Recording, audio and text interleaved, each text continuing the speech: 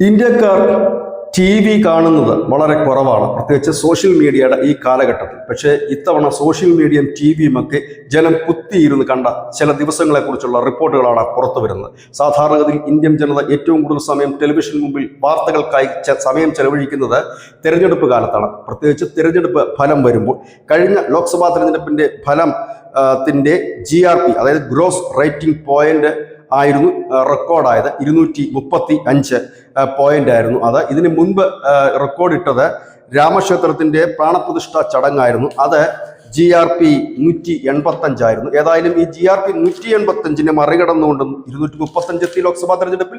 ആ 235 മറികടന്നുകൊണ്ട് 255 എന്നൊരു GRPയിലേക്ക് ഈ മെയ് 7, 8, 9 തീയതികളിൽ ഇന്ത്യൻ ജനത എത്തി. അത് ലൈവ് കാണാനായിരുന്നു, 24 മണിക്കൂറുമുള്ള വാർത്താ ചാനലുകളിലെ ലൈവ് കാണുവാനായിരുന്നു സമയം വിനിയോഗിച്ചത്. കാരണം ഈ ബാർക്കിൻ്റെ ഒരു റേറ്റിംഗ് ആണ് ഇപ്പോൾ പുറത്തു വന്നിരിക്കുന്നത്. ബാർക്ക് സാധാരണ യൂട്യൂബിൻ്റെയും മറ്റും ലൈവ് സ്ട്രീമിങ്ങോ ഇല്ലെങ്കിൽ മറ്റൊന്നും കണക്ക് കൂട്ടാറില്ല. അതുകൊണ്ട് തന്നെ മുഖ്യധാര ചാനലുകളുടെ മാത്രമാണ് കണക്ക് കൂട്ടിയിരിക്കുന്നത്. സോഷ്യൽ മീഡിയ കൂടി കണക്ക് കൂട്ടുമ്പോൾ ഏതാണ്ട് 65%, ഇന്ത്യൻ ജനതയുടെ 65% ടി വിക്ക് മുൻപിൽ ലൈവ് കാണാനിരുന്നു, ഇല്ലെങ്കിൽ വാർത്തകൾ കാണാനിരുന്നു എന്നാണ് ഈ റിപ്പോർട്ട് സൂചിപ്പിക്കുന്നത്. മെയ് 3-നും മെയ് 9-നും ഇടയിൽ, അതായത് സംഘർഷം മൂർച്ഛിക്കുന്ന മെയ് 3-നും മെയ് 9-നും ഇടയിൽ 507 ദശലക്ഷം പേരാണ് ലൈവ് സ്ട്രീമിങ് മുഖ്യധാര ചാനലുകളിൽ കണ്ടത്.